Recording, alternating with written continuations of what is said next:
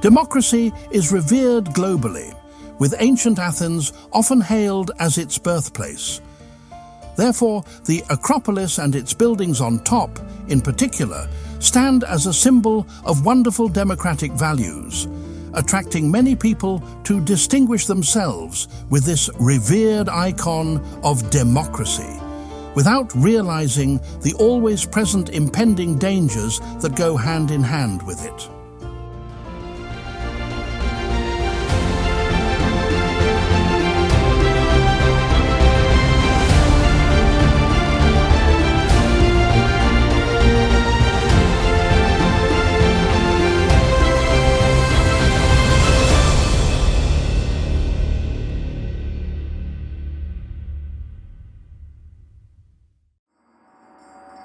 The relationship between two of ancient Greece's monumental achievements, democracy and philosophy, is complex.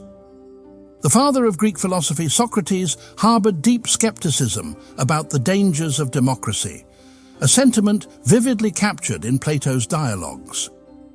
In The Republic, Book 6, Plato presents Socrates engaging with Adimantus to illustrate democracy's flaws through a compelling analogy. Socrates likens society to a ship and questions whom one would prefer to captain it and steer the vessel, any random person or those educated in navigation. Adimantus understandably opts for the latter, upon leading Socrates to question why uneducated citizens are deemed competent to elect rulers. For Socrates, voting is a skill requiring systematic education, akin to seafaring expertise. Socrates' disdain for uninformed voting wasn't just theoretical. In 399 BC, Socrates faced a trial on charges of corrupting the youth of Athens with his visions for society. A jury of about 500 Athenians deliberated and found him guilty by a narrow margin of majority voting against him. Socrates was sentenced to death by drinking hemlock in public. This tragic outcome underscores his belief that democracy without a fully informed public and electorate is perilous and a perfect recipe for political disaster. Socrates' critique remains a profound reflection on the essential interplay between education and governance, emphasizing that a truly functional democracy demands an informed and educated voting population. However, Socrates left humanity with the wisdom that he stood out in his approach to democracy. Unlike traditional elitists, he did not advocate for restricting voting to a select few. Instead, he argued that only those who engaged in rational and deep contemplation and knowledge of issues should be allowed to vote. This distinction between intellectual democracy and democracy by birthright has been lost over time. Today, we grant the vote to all without linking it to wisdom, a system Socrates predicted would lead to demagoguery, a concept the Greeks greatly feared.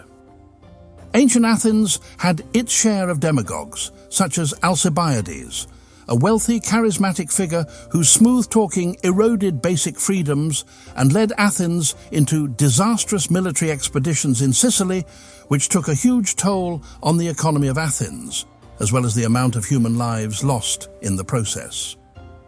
Socrates was acutely aware of how easily politicians could manipulate the populace with simple answers to complex problems. For instance, imagine an election debate between two candidates.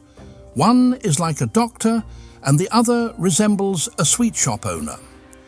The sweet shop owner criticizes his opponent, saying, "Look at this person, he has done many evils to you. He inflicts pain, gives you bitter medicines and restricts your diet. He will never provide the delightful feasts that I offer." Socrates prompts us to consider the audience's reaction. Can the doctor effectively respond? The doctor's truthful response, "I cause you discomfort and deny your desires only to help you," would likely provoke outrage among ignorant and uneducated voters. Socrates' warnings about democracy are stark and profound. He cautioned that democracy's effectiveness hinges on the education system supporting it. We have largely ignored this advice, embracing democracy as an unequivocal good, which it mostly is easily not. Consequently, we, in today's world, still have elected many sweet shop owners like in ancient times, and very few doctors, reminding us of the importance of wisdom and critical thinking in political participation, especially in the political arena of today, with so many lying and deceiving politicians globally and so few politicians with good and honorable intentions.